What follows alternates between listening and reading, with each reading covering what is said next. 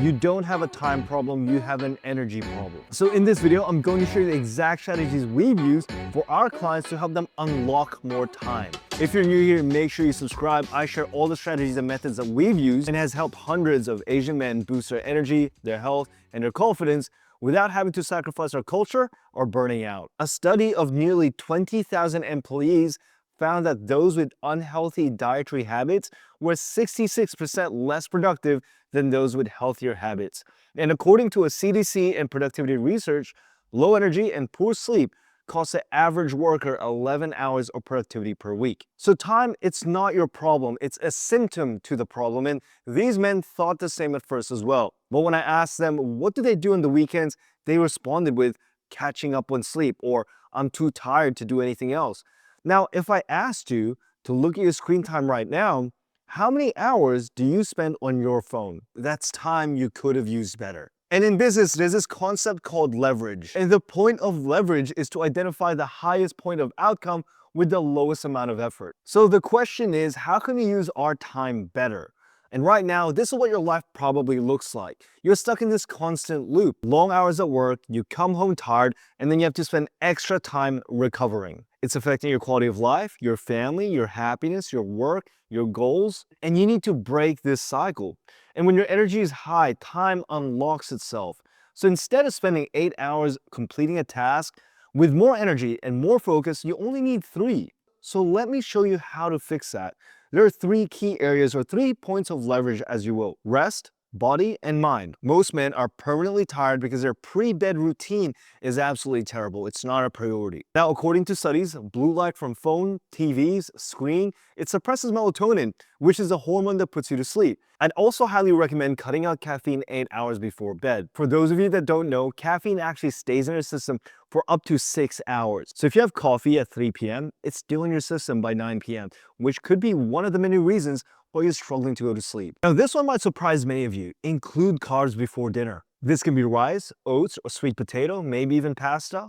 Studies show that moderate carbohydrates 2 to 3 hours before going to bed can actually help you go to sleep. This is because it increases serotonin. There's also a couple supplements that you can take: magnesium, melatonin, glycine, and L-theanine. Please do your research, check the recommendations and dosages, and maybe even consult your GP for further direction. Right now, you're a Corolla trying to be a Ferrari. Extra weight and poor fitness slows your brain down, obesity impairs cognitive function and focus, and inflammation from poor diets can lead to fatigue and brain fog. Now, on top of that, many of you guys are fueling your Corolla with cheap gas. Fast food and random snacks are empty calories. There's no micronutrients, which leads to poor and slow recovery. So how do we fix this? 1, figure out how many calories you need to eat, and I'm sure you've heard that a million freaking times before. I built a custom calculator where I've uploaded data from our previous Asian clients, giving you a more accurate starting point as it takes into consideration our metabolic differences, our genetics, and our different body types. If you want access, just click the link in the description below. And by the way, just a quick disclaimer here, you need to be constantly adjusting your macros and calories in order to see results. It's not just set and forget. You need to track your data, and you need to cross-reference these data points in order to make appropriate adjustments. And it can be a lot of work sometimes, or at least if you don't have the skills or experience, we do teach this to our clients to make it a little bit easier, a lot more faster, and a lot more efficient. But at the very start, it is very confusing, and why many of our clients have us and use our tools and skills to make these calculated changes. I also highly recommend getting blood tests done, especially if you haven't done it recently. This helps you identify deficiencies and allows you to be more strategic when it comes to implementing your supplement protocols. With a lot of the Asian guys I work with, mostly because of the fact that they work in offices, their vitamin D levels are quite low, and so are their B12. So if you get your blood work done and that's deficient, you can include supplements for that. Alternatively, you can just go outside. But I know many of you don't like going outside, just like myself. I spend most of my time indoors. So sometimes you might just have to supplement it. Now, this is a crucial step because many coaches out there blindly give clients supplementation. There's no plan, and they have no idea what's going on inside their body. A big problem that I see is sometimes they prescribe supplementation or recommend supplementation, which just elevates certain biomarkers out of range, and it's just unnecessary. Your body only needs a certain amount, and if you don't know what your baselines are, You just end up burning money and you don't really reap many benefits. The biggest and most overlooked pillar is your mind, mastering stress. I've been there before, so I know how overwhelming and stressful it is.